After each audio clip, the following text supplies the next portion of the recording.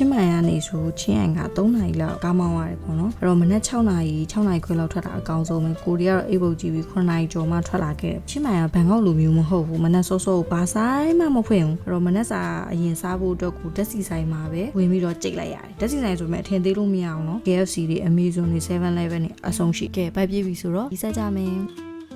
ဒီနေ့ကချင်းမိုင်ရောက်တာ2ရက်မြောက်ရှိပြီဆိုတော့ချင်းရိုင်သွားတာပေါ့နော်အခုကချင်းရိုင်သွားတဲ့လမ်းမှာချင်းရိုင်မရောက်ခင်မိနစ်30အလိုပေါ့လေး view လာတယ်အားကြောင့်မို့ဆင်းရိုက်တာတောင်တန်းတွေရဲ့တိမ်ပင်လေးဆိုတော့စုံလိုက်တယ်လှတယ်3နာရီတောင်ကားစီးရတာဆိုတော့တော်လေးကိုညောင်းတာကားမောင်းတဲ့သူတော့မသိဘူးဘေးနားလိုက်စီးရတဲ့ကိုတောင်6တွေတောင်းဒီလိုရှုခင်းလေးရှိပြီးတော့အညောင်းပြေရလည်းမစိုးပါဘူးနော်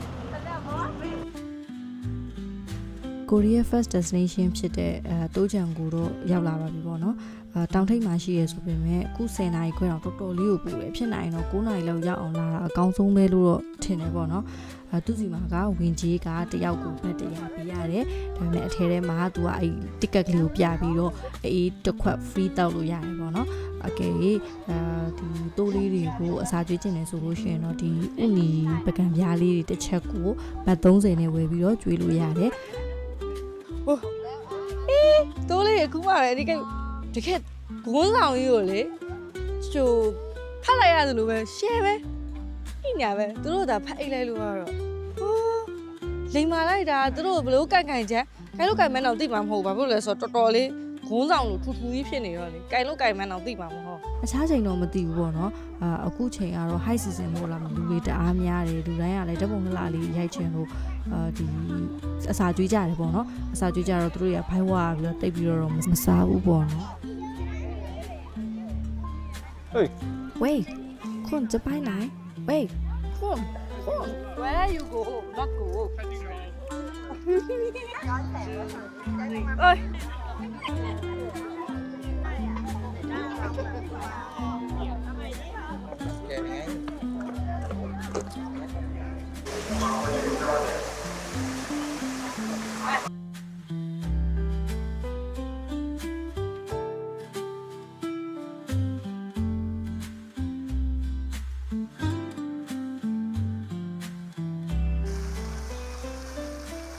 ကဲချင်းရံရဲ့နာမည်အကြီးဆုံးတစ်ခုဖြစ်တဲ့ White Temple တော့ရောက်ပါပြီတကယ်ကိုအမှုစိတ်လောက်ထားအဖြူပေါ်မှာလေးငွေမြင်လေးထပ်လိုက်တော့ဖိမ့်ဖိမ့်တောက်ပြီးတော့တကယ်ကိုလှတာမလှတာကိုလေဘာလို့လဲဆိုတော့နေအရန်ပူပြီးမျက်မှောင်ကြီးကျုံ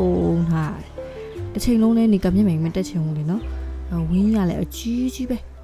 တကယ်ကိုလှတာဒီမင်းနဲ့တူတူလိုက်ကြည့်လဲနော်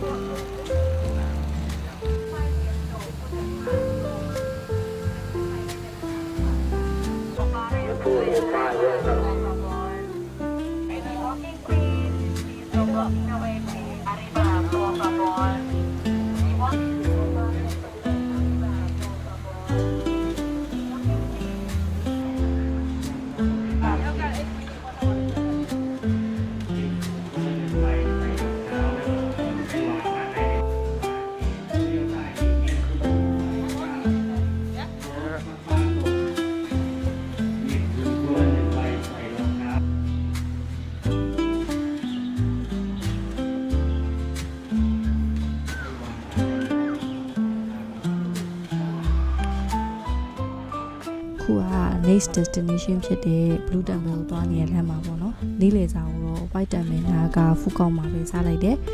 ဖူးကောက်ဆိုတဲ့အတိုင်းလည်းဈေးသက်တာတယ်1 portion ကိုမှဘတ်60ပဲပေးရတော်တော်သက်တာတယ်Blue Temple ကတော့ White Temple လောက်မကြည့်ဘူးဝင်ကြီးလည်း free White Temple ကတော့ဝင်ကြီးကဘတ်100ပေးရတယ်ပေါ့နော် Blue Temple ဝင်းထဲမှာဖရားလည်းကိုရင် shopping နဲ့ထွက်လို့ရတယ်ချင်းမိုင်အင်ကြီးကဈေးလည်းပုံမှန်တယ်ကိုတော်မှပူလို့ဆိုပြီးတော့ဝင်ပြီးတော့ဝင်လေးခဲ့တယ်ပေါ့နော်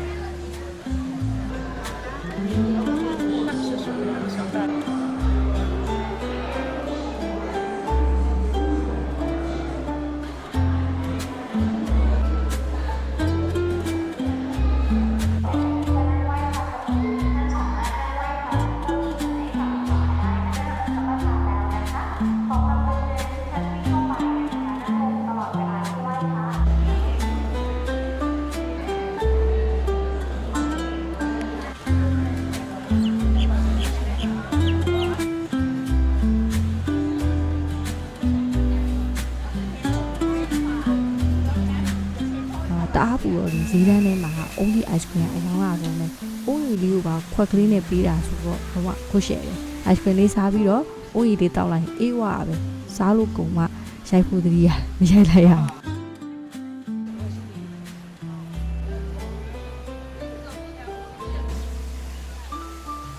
ကကွေးမေတို့ရုပ်ပွားတော်ရှိတဲ့နေရာကိုရောက်နေတာပေါ့နော်ရီမြင်ပေါ်တက်ဖို့ဆိုရင်ရှက်တဲ့ဘတ်စတင်နဲ့တက်လို့ရသလိုလမ်းလျှောက်လေးတက်လို့ရတယ်ကုန်းမြင့်ပေါ်မှာရှိရဲဆိုတော့လမ်းလျှောက်တက်ရင်မိုးမှာပေါ့နော်အဲ့တော့အတက်ကိုဘတ်နဲ့တက်မယ်အစင်းကြရင်တော့လီကာလီတိုင်းမယ်လမ်းလျှောက်ဆင်းလာခဲ့လိုက်မယ်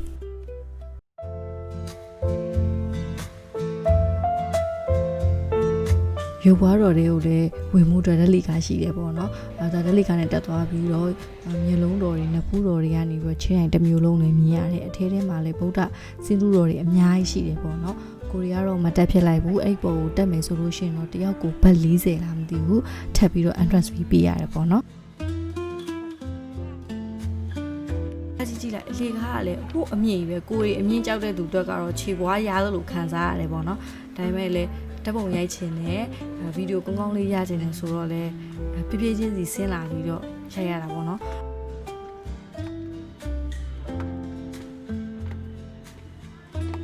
โอเคအခုတော့နောက်ဆုံး destination ဖြစ်တဲ့လာလီလာကဖေးကိုရောက်ပြီပေါ့နော်ဒါပေမဲ့အချိန်က4နာရီခွဲသွားပြီ9နာရီလောက်ကိုရီချင်းလိုက်တောင်ကနေပြန်ဆင်းမှတော့ကားကြမှာမှုလို့ရှိရင်တောင်လန်းမှာမှောင်မဲပြီးတော့မမြင်ရမှာမဟုတ်ဘူးအဲ့တော့နိုင်ခွဲပဲအချိန်ရတဲ့အတွက်ကော်ဖီဆိုင်မှာတော့ထိုင်ပြီးတော့ easy လေး chill လို့မရဘူးဓာတ်ပုံတော့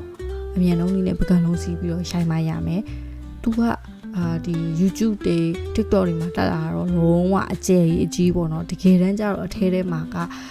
နေရာကမကြီးဘူးမဟုတ်ဘူးကြီးတယ်ဒါပေမဲ့သူထည့်ထားတဲ့ပန်းတွေ accessory တွေphoto spot တွေနဲ့ပြည့်နေတယ်လို့ခံစားရတယ်ပြီးတော့ရှင်လူတအားများတော့ပိုဆိုးတယ်ရေတခွန်နေရာမှာဆိုလို့ရှိရင်ဓာတ်ပုံရိုက်ဖို့အတွက် line up လုပ်ရတယ်ပေါ့နော်ကိုရီးယားတော့ line up မလုပ်နိုင်ဘူး queue ချင်းမိုင်ရောဘဲတော့တစ်ချိန်လုံး queue နေရတယ် queue ဓာကြီးကိုစိတ်ကုန်လာလို့ queue ပြီးတော့မရိုက်ခဲ့ဘူးဒီတိုင်းပဲ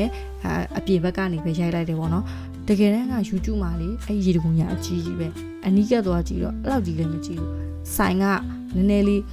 ကျင်းတာတော့မဟုတ်ဘူးပစ္စည်းတွေတအားကျက်နေတယ်လို့ခံစားရတယ်ပစ္စည်းလေးနည်းနည်းရှော့ရင်ရှော့မရှော့ဘဲနဲ့ဆိုင်ုံနည်းနည်းချဲလိုက်ရင်တော့ပို့ပြီးတော့ကောင်းတယ်လို့ထင်တယ်ဒါတော့ကို့မြင်ပေါ့နော်